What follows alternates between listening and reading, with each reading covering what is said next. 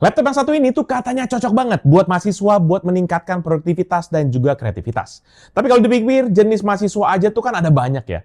Dan kebutuhan spek PC mereka juga pasti jelas beda-beda. Nah, oleh karena itu, kira-kira mahasiswa mana sebenarnya sih yang dimaksud sama Asus terutama buat produk ini? Nah, oleh karena itu mending kita mulai aja deh bahas detail laptop ini ke siapa sih sebenarnya. Seperti apa detailnya? Let's check it out.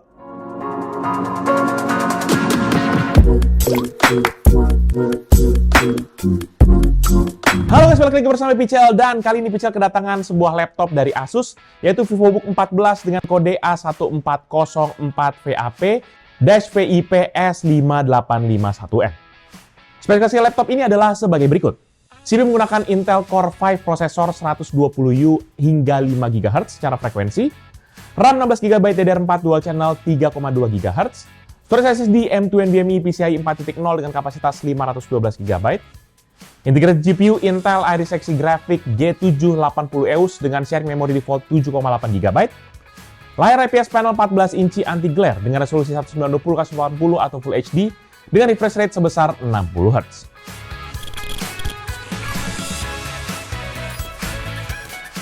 Untuk urusan desain, maka laptop ini memiliki dimensi 32,5 x 21,4 cm dengan ketebalan maksimum di 2 cm. Sementara untuk bobot, maka berat laptop ini adalah 1,4 kg jika pakai laptop aja dan 1,5 kg jika laptop ditambah dengan charger. Nah, pilihan warnanya, maka Asus memberikan 3 varian warna, yaitu Quiet Blue, Transparent Silver, dan juga Terracotta. Sementara untuk varian Pichel review kali ini adalah varian yang warna Transparent Silver. Nah, untuk tampilan, maka di bagian depan ini menurut Pichel nggak terlalu banyak berbeda lah dengan VivoBook pada umumnya. Di mana dia memiliki logo-logo VivoBook, yaitu agak di kiri laptop, dan nanti juga dilengkapi dengan aksen emboss dan juga pattern mirip kayak polish line. Ini sekaligus pembeda antara varian yang model begini sama varian yang ada S-nya. Karena kalau varian S itu biasanya nggak ada emboss-embossannya. Nah, lanjut ke bagian dalam, maka semua tampak masih sama seperti yang biasa. Termasuk logo VivoBook yang selalu ada di area bawah bezel layar, deretan stiker serta webcam, keyboard, dan juga trackpad yang tentunya nanti kita akan bahas lebih lanjut. Nah, dari bagian atas kita pindah ke bagian bawah, di mana bagian ini juga masih tampak sama aja. Ada grill ventilasi udara, grill speaker di bagian kiri dan juga kanan, pad karet sebagai kaki-kaki, dan juga deretan stiker informasi. Dan sementara untuk urusan finishingnya, maka pada bagian bawah ini dia menggunakan finishing tekstur yang beda sendiri dibandingkan dengan bagian yang lain.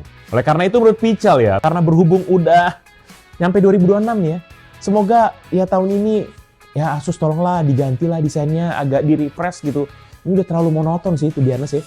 Tolong digantilah, kalian jangan, aduh itu kayaknya moldingnya udah balik modal deh itu, molding laptopnya. Jadi gantilah ya. Nah, sementara untuk urusan material body, maka laptop ini masih menggunakan material kombinasi antara plastik ABS dan juga aluminium alloy. Namun mau nggak mau, tetap dia nih ya, masih punya sertifikasi dari US Military Grade, yaitu MIL STB 810H. Nah, selanjutnya bagian desain yang memang paling penting adalah kelengkapan I/O portnya. Di mana bagian kirinya nanti tersedia satu port USB Type-A 2.0 dan juga LED indikator buat power dan juga charging status. Sementara di bagian kanan laptop nanti terdapat combo audio port 3,5 mm, satu port USB Type-C 3.2 Gen 1, dua port USB Type-A 3.2 Gen 1, satu port Full HDMI 1.4, serta satu barrel port untuk DC-in. Nah, kalau teman-teman tanya apakah USB-nya sudah power delivery, segala macam, sayang banget. Ini nggak bisa. Dia bener-bener cuma buat data doang. Udah gitu nggak ada tuh SD card reader, RJ45, HDMI-nya pun juga udah ketinggalan zaman. Jadi nggak usah ngarep ya ada kayak USB 4.0 lah, Thunderbolt, segala macam. Nggak usah ngimpi, kawan. Budget level ini.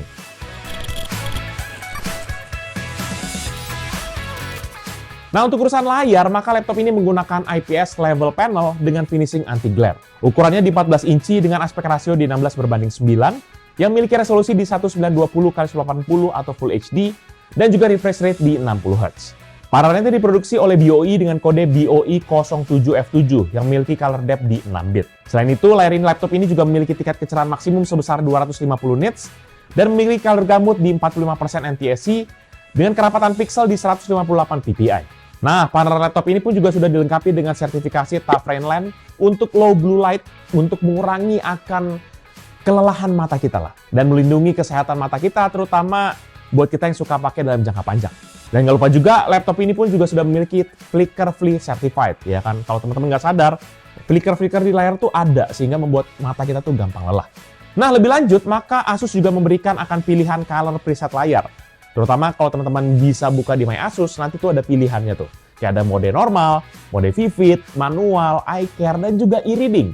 Dan oleh karena itu, Pichel akan coba lihat nih, gimana sih keakuratan warna pada layar laptop ini. Biar teman-teman bisa lihat apakah laptop ini tuh cocok nggak sih layarnya buat kebutuhan saya. Dan pada waktu Pichel tes menggunakan X-Rite Display Plus, maka gamut coverage-nya tuh mencapai 57,8% sRGB, 40,8% Adobe RGB, dan 42% DCI-P3. Sementara buat gamut volumenya ada di 59,3% sRGB, 40,9% Adobe RGB, dan 42% DCI-P3.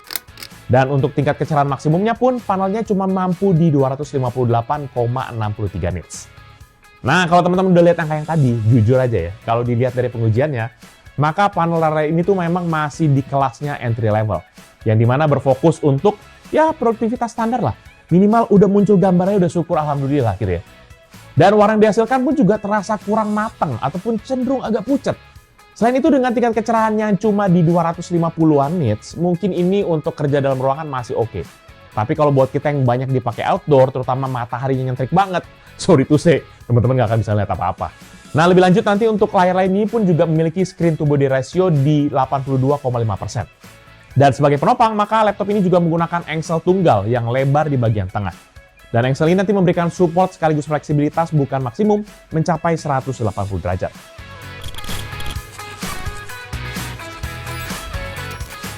Nah, beranjak ke bagian input device, maka laptop ini sudah dilengkapi dengan 2 input device dan juga 1 security input. Input device yang pertama yaitu keyboard, di mana selayaknya seri VivoBook pada umumnya, produk ini juga menggunakan bentuk chiclet dengan lebar rata-rata di 1,3 cm.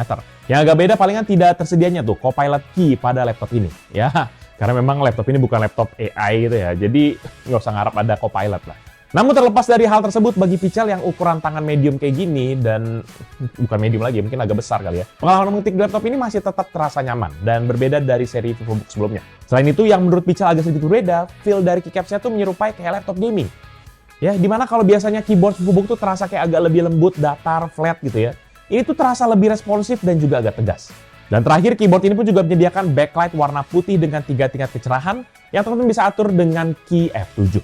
Nah, kita masuk ke input device kedua, yaitu touchpad. Di mana touchpad ini memiliki dimensi 10,5 x 7,3 cm dengan tata letak proporsional di bagian dari tengah palm rest-nya. Touchpad ini juga sudah support akan palm rejection dan juga smart gesture dari Windows. Tapi sayangnya dia masih belum tersedia nih untuk fitur Asus Smart Gesture pada aplikasi My Asus. Ya, kalau teman-teman udah kenal sama smart gesture-nya Asus, bakal kehilangan sih, karena bisa ngatur brightness lah, segala macem, ya agak kehilangan sih. Dan nanti buat teman-teman mengaktifkan akan touchpad ini, teman-teman bisa atur menggunakan tombol F6 ya. Jadi enak banget, terutama buat Pichel yang nggak pakai touchpad, ya udahlah. Dan untuk feedback dari touchpadnya sendiri, ini sayangnya hampir sama aja dengan VivoBook kebanyakan. Walaupun memang masih smooth dan juga responsif, tapi Pichel sedikit mengharapkan harusnya agak lebih bagus lah ya. Smart gesture-nya kan hilang nih yang Asus ya, tambahin apa kayak gitu.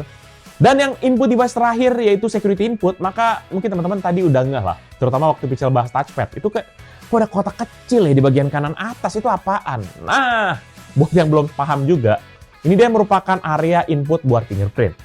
Fiturnya nanti sudah terintegrasi dengan Windows Hello dan udah bisa cobain langsung, dan prosesnya memang nyaman banget, instan dan juga cepat. Sekali sentuh itu langsung login dan nggak berasa delay sama sekali. Dan buat teman-teman yang penasaran, buat feedback dari touchpad dan juga keyboardnya, berikut ini deh, bisa coba tunjukin buat teman-teman sekalian. Check this out.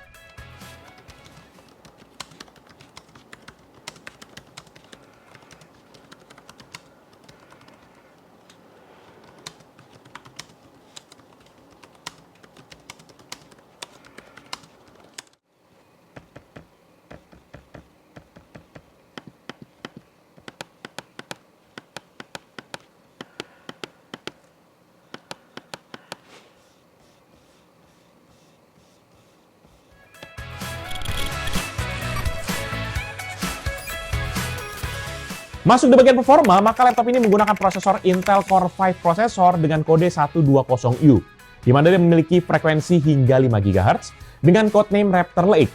Prosesor ini sendiri memiliki konfigurasi performance core di 2 core dan 4 thread, dan juga efficient core di 8 core 8 thread.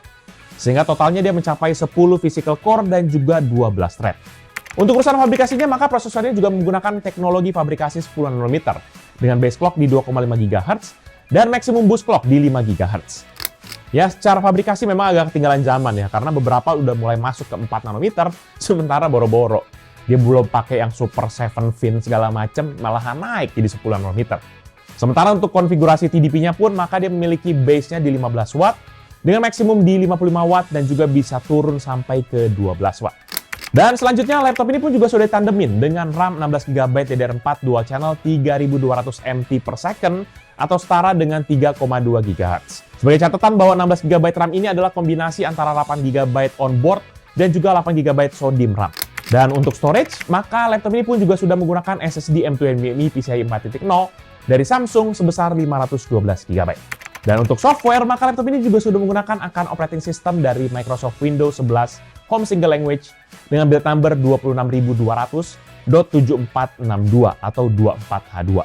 Sementara itu, untuk aplikasi bawaan yang tersedia yaitu MyAsus, di mana di sini memang menawarkan beberapa opsi, namun untuk opsi peningkatan performa hanya ada menu fan profile, di mana dia tersedia mode standar, whisper, dan juga performance mode. Nggak ada tuh fitur alokasi RAM untuk GPU ataupun peningkatan overclock segala macam, nggak usah ngarep lah ya. Nah, sekarang kita akan lanjut aja deh. Buat kita udah dengar speknya, sekarang kita akan masuk kepada tes performa dari laptop ini. Seperti biasa, nanti Pical akan melakukan tes dengan dua mode, yaitu battery dan juga charging. Dan untuk kedua modenya ini, nanti akan menggunakan konfigurasi power mode di Windows, yaitu di best performance, dan juga fan profile di MyAsus dengan mode standar. Untuk tes pertama, kita menggunakan Cinebench R23 dengan 1 kali pengujian. Di kondisi battery mode, dia menghasilkan skor di 5351 untuk CPU multicore dan 1178 untuk CPU single core. Sehingga MP rasionya adalah 4,54 kali. Sementara pada charging mode, dia menghasilkan skor 6439 untuk CPU multicore atau naik 20,3% dan 1632 untuk CPU single core atau naik 38,5%. Sehingga menghasilkan MP rasio sebesar 3,95 kali atau turun 13%. Lanjut testing kedua dengan Cinebench R20 dalam 3 kali pengujian. Pada battery mode, skor rata-ratanya adalah 2663, sementara pada charging mode, skor rata-ratanya adalah 3138 atau naik 17,8%. Testing ketiga dengan CPU test rendering BMW di aplikasi Blender dengan 3 kali pengujian buat 1 frame. Maka pada battery mode dapat diselesaikan dengan waktu rata-rata 6 menit 52 detik. Dan pada charging mode dapat diselesaikan dengan waktu rata-rata 6 menit 12 detik atau lebih cepat 9,56%. Testing keempat dengan tes rendering pixel benchmark di Adobe Premiere 2023 menggunakan project 15 klip 4K, format 264 dan juga preset quality 4K dengan total durasi project selama 3 menit 30 detik. Maka pada battery mode render time-nya di 6 menit 16 detik. Dan pada charging mode render time-nya adalah 5 menit 48 detik atau lebih cepat 7,4%. Testing kelima dengan PC Mark 10 sebagai gambaran performa dari laptop ini. Dan pada battery mode skor yang dapat adalah 7167 buat essential, 4972 buat productivity, dan 4526 buat digital content creation. Sehingga skor akhirnya adalah 3902 poin. Sementara di charging mode, skor yang dapat adalah 9366 buat essential, 7170 buat productivity, dan 5418 buat digital content creation. Sehingga skor akhirnya adalah 5118 atau naik sekitar 31,7%. Lanjut ke testing ke-6 dengan Krista Dismark buat mengetahui akan kecepatan storage-nya. Pada pengujian sequential 1 MB dengan 8 tas 1 thread, di battery mode kecepatan membaca datanya mencapai 5 GB per second dan menulis datanya mencapai 2,8 GB per second. Sementara di charging mode, kecepatan membaca datanya yaitu 4,9 GB per second atau lebih lambat 2%, sementara kecepatan menulis datanya di 2,7 GB per second atau lebih lambat 3,5%.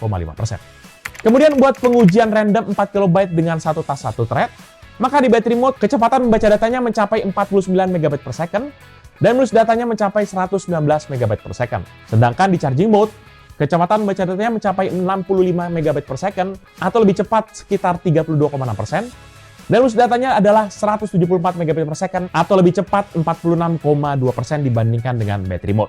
Dari tes CPU sekarang kita beralih ke bagian grafis, di mana untuk urusan grafis maka laptop ini menggunakan integrated GPU yaitu Intel Iris Xe Graphics G780EOS. GPU ini memiliki 80 execution unit dan juga frekuensi dasar di 300 MHz dan bisa di-boost hingga ke 1,2 GHz. Sementara untuk sharing memori defaultnya berada di 7,8 GB. Sebagai catatan teman-teman, pada aplikasi MyAsus di laptop ini tidak ada settingan terkait alokasi RAM buat kepada GPU-nya. Jadi 8 GB yang tadi itu sepertinya sudah otomatis menyesuaikan dengan jumlah RAM yang kita punya. Berbeda dari yang feature review sekarang, RAM-nya 16 GB. Selanjutnya untuk pengetesan mulai dari Blender GPU, 3D Mark, hingga kepada gaming test, maka scannernya kita pergunakan tetap sama, yaitu menggunakan dua mode, battery mode dan juga charging mode. Sementara untuk setting base performance-nya pun juga tetap kita masih atur seperti yang tadi, dan untuk My Asus-nya pun juga kita nggak ada perubahan. Masuk kepada testing GPU yang pertama, kita pakai tes rendering BMW di aplikasi Blender, buat 3 kali pengujian buat 1 frame. Dan pada battery mode, dia dapat sekian dengan waktu rata-rata 6 menit 28 detik aja. Sementara pada charging mode, dapat sekian dengan waktu rata-rata 6 menit 18 detik atau lebih cepat 2,7%. Dan tes terakhir menggunakan 3D Mark Time Spy sebagai synthetic benchmark, maka di battery mode dia mendapatkan skor sebesar 1006 buat grafik, 4335 buat CPU, dan 1136 buat overall skornya. Dan kalau di charging mode, maka skornya menjadi 1141 buat grafik, atau naik 13,4%, 4855 buat CPU atau naik 12%, dan 1288 untuk overall score atau naik 13,4%. Nah, setelah kita selesai tes GPU barusan, maka Pichal tampilkan deh beberapa perbandingan dengan laptop dan PC yang Pichal pernah review. Check this out.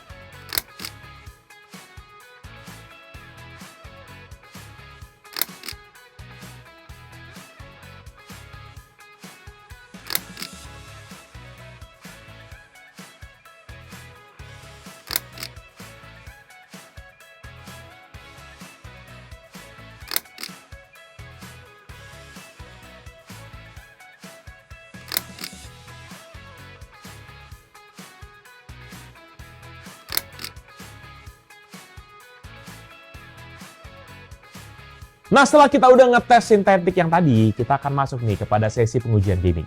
Dan buat sesi ini, Pichal akan menggunakan dua mode, yaitu battery dan juga charging. Dan juga untuk konfigurasi yang sama, kita pakai di pengujian GPU-nya. Sementara untuk settingan resolusi, kita atur di 1280x720 pixel, dengan harapan at least ya game-gamenya ini bisa playable dia. Minimal ya 30 ataupun 60 FPS, sudah syukur alhamdulillah. Oleh karena itu, mending kita langsung mulai aja ya tesnya. Dan game pertama, GTA 5 dengan setting low. Dan di sini tuh battery mode rata-rata frame rate di 77,6 fps, sementara charging mode di rata-rata 79,5% atau naik 2,4%. Game kedua CS2 dengan settingan low, dan battery mode rata-rata di frame rate tuh di 57,6 fps, sementara charging mode rata-rata frame rate di 57,7 fps atau naik 1,17%. Game ketiga Dota 2 di setting fastest, dan battery mode rata-rata frame rate di 117,6, sementara charging mode rata-rata frame rate di 119,1. di mana dia ini naik sebanyak 1,2%. Game keempat FC25 di setting low. Maka di battery mode rata-rata frame rate di 23,8, sementara charging mode rata-rata frame rate di 29,6% atau meningkat 24,3%. Game kelima The Sims 4 di settingan low.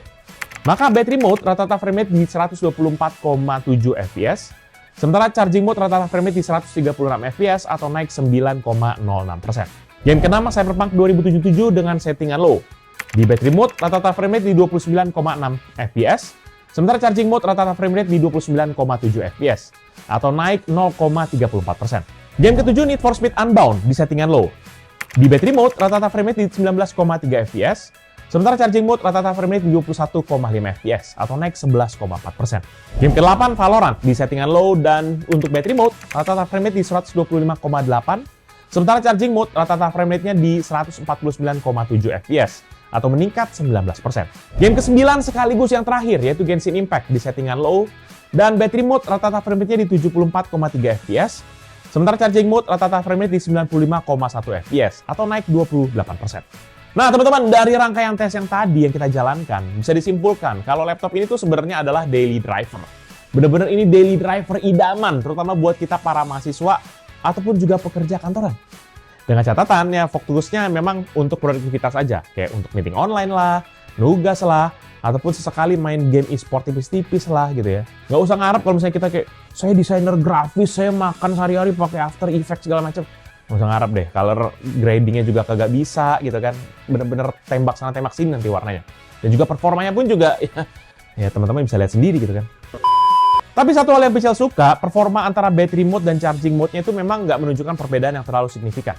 Artinya laptop ini bisa dikasih performa yang konsisten. Mau lagi colok listrik lah, mau lagi pakai baterai lah, tetap aja dia sama. Nggak kayak yang beberapa laptop lain kan, antara kalau misalnya lagi nge-charge, wow tiba-tiba naik 200% gitu kan. Ya, tapi itu memang tipikal lah ya biasanya. Dan setelah melewati akan rangkaian tes yang tadi, sudah pasti kan mau nggak mau kita pasti akan bertanya-tanya, gimana sih sebenarnya suhu laptopnya kan? Panas atau enggak sih? Dan sayangnya memang sistem pendinginan di laptop ini tuh hanya menggunakan single fan aja, yang memiliki 85 bilah fan dan juga kecepatan rotasi maksimum di 5.500 RPM. Ya memang bisa jadi banyak, bisa jadi dikit, tergantung kebutuhannya. Apalagi memang ini nggak ada dedicated GPU-nya. Dan oleh karena itu, Pichel akan ngetes nih, gimana sih sebenarnya performa sistem pendinginannya. Dan Pichel nanti akan tes dalam dua kondisi, yaitu kondisi idle, lalu kita lanjutkan dengan stress test pakai aplikasi iDynamo 4. Tapi dalam pengujian kali ini, Pichel cuma pakai baterai dan juga charging dalam versi standar aja ya. Pichel nggak ubah-ubah tuh mode yang My Asus-nya lah, apa segala macam. Kebanyakan nanti kepanjangan. Dan pertama kali kita mulai untuk idle test di battery mode, maka CPU usage-nya berada di rata-rata 2% dengan frekuensi yang berada stabil di kisaran 1,6 GHz. Meskipun sesekali bisa nge-spike sampai ke 3 GHz dan bahkan sesekali turun sampai ke 0,9 GHz. Untuk temperaturnya sendiri memang stabil di 51 derajat Celcius dengan konsumsi daya di 1,8 Watt. Setelah 5 menit, maka Pichel set kepada mode charging dan pada mode ini tidak ada perubahan signifikan pada grafiknya. Semua memang masih stabil aja seperti mode sebelumnya. Perubahan yang terasa cuma proses spike-nya aja terjadi lebih rutin. Selain itu pun juga terdapat perubahan kecil perihal konsumsi dayanya dari 1,8 agak naik sedikit ke 2 Watt. Nah setelah itu Pichel kembali lagi kepada battery mode dan juga menjalankan stress test-nya. Dan pada mode ini seketika frekuensinya sempat spike namun stabil di 2,4 GHz. Sementara untuk temperatur dia mulai merangkak naik ke 80 derajat Celcius dengan maksimum bisa mencapai 85 derajat Celcius. Konsumsi daya pun juga meningkat, awalnya stabil di 21 Watt namun setelah 2 menit turun dan juga stabil di 18 Watt. Dan pada waktu kita masuk kepada stress test charging, lagi-lagi tidak ada perubahan yang signifikan. Hanya terdapat kenaikan temperatur aja yang di CPU-nya, di mana dia dari 81 sampai 83 jadi 85 ke atas. Dengan paling tinggi berada di 87 derajat Celcius. Sisanya more or less hampir sama-sama aja. Dan setelah itu Pichel hentikan pengetesannya dengan total durasi testing selama 22 menit dan 26 detik. Ya kalau teman-teman bisa lihat tadi, ya kalau kita mengacu pada spesifikasi di atas kertas, prosesor ini harusnya bisa lari kencang sampai 5 GHz. Dengan maksimum turbo di 55 Watt. Tapi kenyataannya pas Pichel siksa pakai iDynamo 4, maka kita cuma dapat angka aman aja nih di 2,4 GHz dengan konsumsi daya yang mentok di 23 Watt. Dan bahkan memang dia drop dan juga stabil di 18 Watt setelah 2 menit. Jadi memang apa bisa kita simpulkan, ya bisa dibilang bahwa laptop ini memang memiliki limitasi performa lah, supaya suhunya nggak overheat. Ya jadi nggak usah ngarepin dia performanya bisa mentok sampai ke 55 Watt. Ya ini baru mentok di 23 Watt aja, suhunya udah mau nyampe ke 90 derajat Celcius. Jadi secara jujurly ya, ini berarti cooling sistemnya memang tidak berfungsi secara maksimal. Karena bahkan dia nggak bisa mendinginkan dalam kondisi yang sesuai dengan spec sheet dari prosesornya gitu. Sementara untuk suhu permukaan laptop pada kondisi penggunaan normal, maka titik panas di area keyboard ini berada di suhu rata-rata 44,1 derajat Celcius dan tertinggi mencapai di 47,1 derajat Celcius. Sementara untuk di bagian titik panas di bawah laptop, ini nanti terpusat di area sekitar chip CPU-nya dengan suhu rata-rata di 50,5 derajat dan tertinggi mencapai 57 derajat Celcius. Nah, sedangkan dalam kondisi 5 menit setelah stress test berjalan, titik panasnya masih berada di area yang sama. Namun tidak terlalu jauh, berbeda pada saat di idle tadi. Titik terpanas pada kondisi ini ada di area belakang, sekitar chip CPU-nya, yaitu di 59,2 derajat Celcius. Sisanya sih masih sama aja dengan angka rata-rata ya. Ya menurut Pichel sih, kalau misalnya untuk bodinya ini sendiri ya, memang agak kesannya panas juga. Jadi oleh karena itu, sangat tidak disarankan teman-teman untuk dipangku, karena laptop di sekarang kayaknya sudah tidak pangkuable lagi. Udah harus diganti deh namanya, bukan laptop lagi. Udah nggak bisa lagi taruh di paha, kecuali kalau kalian mau pahanya terbakar.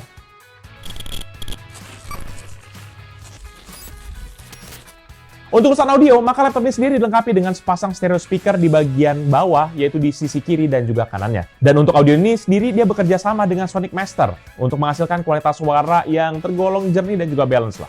Vokal dan juga mid sound-nya kerasa lebih strong dan juga jelas. Sisi minusnya palingan cuma ada di bass yang kadang berasa, kadang nggak ada. Ya lebih banyak nggak berasanya gitu ya. Dan kadang-kadang berasa berlebihan gitu. Dan pada waktu Pichel tes dengan sebuah lagu dengan settingan full maksimum, maka level suaranya pun juga nggak bisa terlalu tinggi. Di mana dia bisa sampai di 76,8 desibel buat maksimumnya, dengan rata-rata mencapai 70,8 desibel. Jadi terkesan agak senyap sih ini untuk speakernya.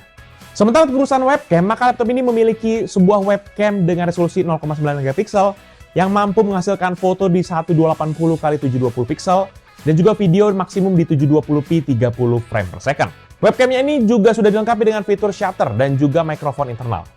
Selain itu juga terdapat fitur noise cancelling seperti yang ada pada Asus ExpertBook P3 yang pernah Pichel review. Ya tuh biasa kalau untuk webcamnya sendiri ya menurut Pichel.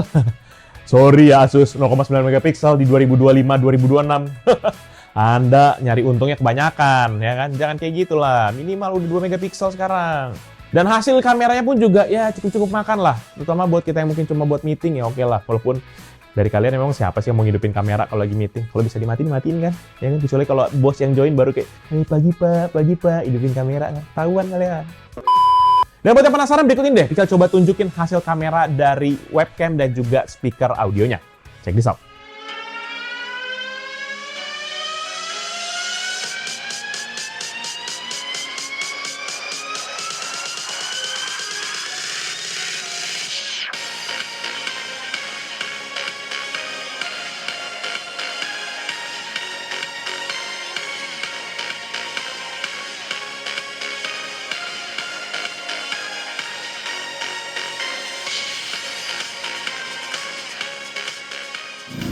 Oke teman-teman, sekarang kita langsung aja coba pengujian dari kamera dan juga mikrofon dari laptop ini ya. Yang pertama kali adalah kamera di laptop ini punya slidingnya juga untuk tutup. Dan pada saat kita tutup seperti ini, kalau misalnya teman-teman masih mendengar suara saya, berarti sliding ini tidak nge-disable suara mikrofonnya ya gitu. Jadi dia cuma nge-disable visualnya aja. Selain itu juga dari laptop ini dia punya AI noise cancellation yang dimana terdapat dua pilihan. Yang pertama directional recording atau di depan kamera. Terus yang kedua adalah 360 atau surround. Nah ini kita posisi saya lagi ada di pinggir jalan, makanya teman-teman dari tadi lumayan berisik. Terus kita coba nyalakan aja yang directional. Nah ini directional udah nyala, teman-teman bisa coba bandingkan gimana kualitas suara tadi yang pada saat off dan pada saat directional on ya. Ini laptopnya menghadap ke jalan ya, gitu. Kan dia directional. Coba kita putar balik, laptopnya ngebelakangin jalan. Gitu. Apakah teman-teman suaranya berubah atau gimana? Bisa coba dinilai ya. Terus yang kedua ada 360. Coba kita nyalakan yang 360-nya. Nah ini yang 360-nya, posisi saya tuh lagi menghadap ke jalan atau posisi laptopnya sedang ngebelakangin jalan ya. Terus coba kita putar balik lagi, laptopnya menghadap ke jalan. Nah teman-teman bisa nilai sendiri, ini lumayan berisik ya. Kadang-kadang juga ada beberapa motor-motor yang knalpotnya lumayan berisik. Terus terakhir, coba kita matikan lagi AI noise cancellation-nya supaya teman-teman bisa membandingkan ya. Nah ini pada saat kondisi mati AI noise cancellation-nya.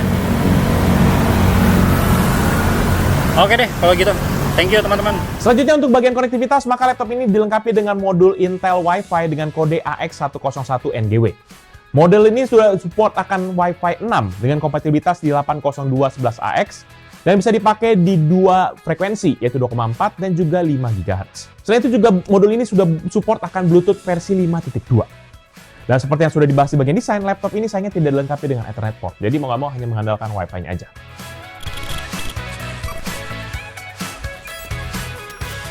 Masuk di bagian baterai, maka laptop ini menggunakan baterai internal berbahan lithium polimer berkapasitas 42.000 mAh dengan kode C31N1191. Pichel coba ngetes akan daya tahan baterai ini dalam pengujian PC Mark dengan skenario Modern Office dan juga gaming. Dan juga Pichel setting brightness layarnya di 100%. Ya. Dan hasilnya buat pengujian Modern Office, maka baterai laptop ini tuh hanya bertahan di 5 jam 52 menit. Sedangkan untuk gaming, baterai laptop ini tuh hanya mampu bertahan di 1 jam 39 menit. Dan nanti kalau untuk urusan pengisian daya, maka laptop ini juga sudah dibekali dengan charger yang memiliki output maksimum 20 volt 3,25 ampere atau setara dengan daya 65 watt. Dan untuk waktu kita charging, maka Pichel biarkan standby dan menyala dan juga layarnya Pichel set ke brightness maksimum. Maka untuk pengisian dari 2 sampai 100% membutuhkan waktu di 2 jam 14 menit. Ya, tuh biasa teman-teman, kalau teman-teman tanya sama Pichel, daya tahan baterai laptop ini tuh, aduh, nggak usah diharapin lah. Di bawah 8 jam tuh kayaknya udah bukan standar lagi zaman sekarang ya. Apalagi buat ini ditujukan kepada anak-anak mahasiswa. Menurut Pichel lagi-lagi agak kurang greget sih sebenarnya. Harusnya di atas 8 jam lah. Dan juga untuk pengisian dayanya pun juga menurut Pichel masih lambat banget ya. 65 watt bisa ngisi sampai 2 jam lebih itu menurut Pichel sangat-sangat tidak acceptable karena rata-rata kan biasanya 2 jam di bawah gitu ya. Ya mungkin Asus kalian harus coba lagi, ini kayaknya agak-agak salah nih power settingannya nih.